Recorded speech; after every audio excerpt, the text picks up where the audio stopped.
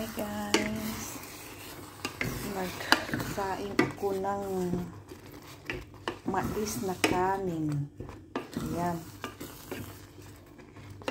mais na kanin, nagsaing ako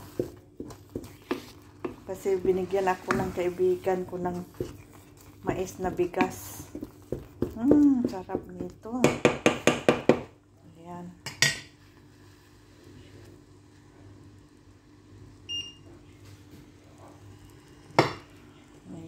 Ano na natin yan.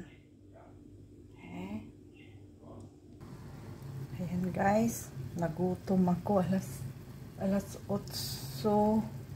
Ano na dito sa Germany ngayon, alas 8:17 ng gabi. Pag hindi talaga ako nakakain ng rice sa isang araw, hindi talaga pwede. Nagutom ako.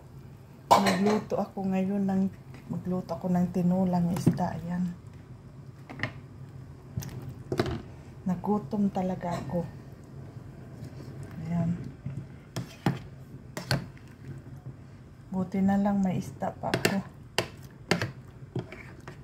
Ayan, nilagyan ko siya ng lemongrass sa tanim ko, galing yan. At saka nagawa din ako ng lemongrass tea.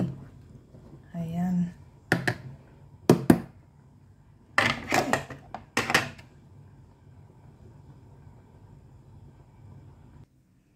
Ayan, luto na ang tinula natin. At saka yung kanin ko, mais. Sarap.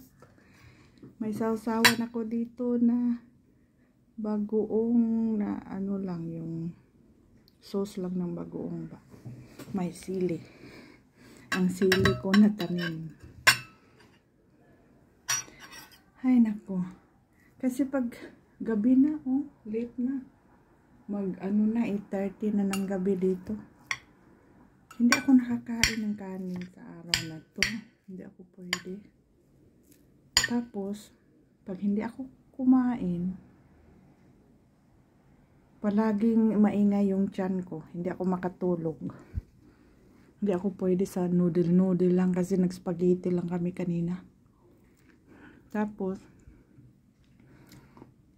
hindi makatulog din yung asawa ko pag maingay ang tiyan ko. Sabi niya, bumangon ka, kain ka doon kasi ang ingay ng tiyan mo. Hindi ako makatulog. Ayan, kain tayo. Tinulang isda. At saka mais na kanin. Sarap. Super sarap.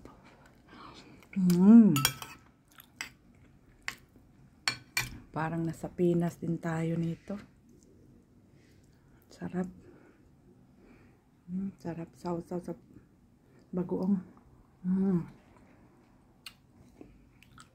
Bye guys. Kain muna ako.